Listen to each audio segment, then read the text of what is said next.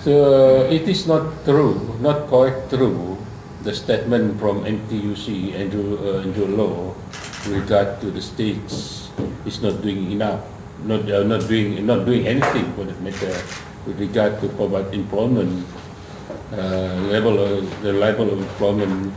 See, when you look at the investment that come to Sarawak in Samalaju, almost 30 billion ringgit for the last few years, in Samajaya and in other places.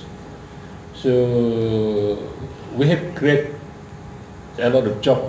I'm talking about not low pay job, but see, when state government, when the former Chief Minister Pihin Sui invite those for Silicon Camp here, that's basically he has a what do you call it, foresight. And now we're talking about digital economy, and if you look at Samajaya now, you have this Longji, you have all other expat and whatnot. This employ.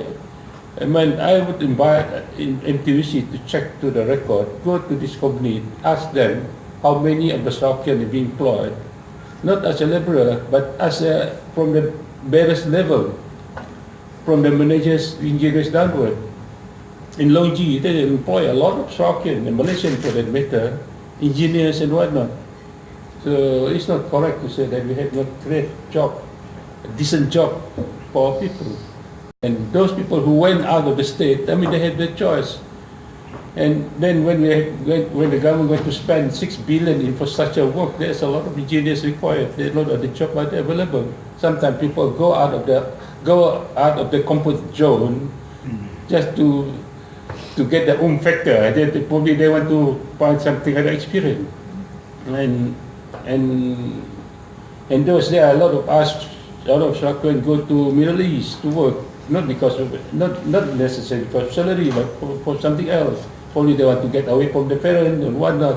So they are they're talking about. You're talking about the complex issue in a simple way. It's not the way how you handle things.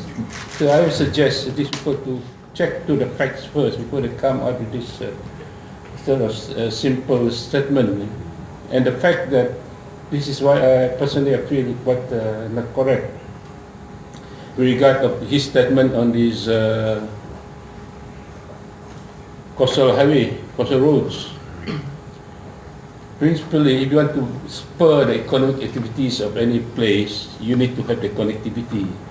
You need to have roads. You need to have airlines, and you need to have telecommunication and whatnot. So the fact that we have only one backbone road, the main road, Pan Borneo, if anything happened to Pan Borneo, whatever, landslide or whatever, then we'll be cut off. That's why you have the series of roads to increase in connectivity. Generally, if you want to increase the economic activities, you need to have the high density of roads, connection to all other places. So that is basically, it's not a waste of money. And I have been traveling along that road for the last 50 years. Since 1971, I know how it was, and I know how it is, and still traveling along the road until now. And now, when Pan Borneo is under construction, coastal highway is being used quite extensively, so much so that even the bridge, even the the ferry in Treso, you can wait there for almost 4 hours to wait for you to cross. See? This is the problem. The problem is some of these people have never been outside Kuching, never been out of town, and we in the rural area, we know the problem. So I suggest this Andrew Law to come and travel with me, driving from Kuching up to Lawas. I can drive. I've been doing it for the last 50 years. So this is something that need to be conveyed in a right way.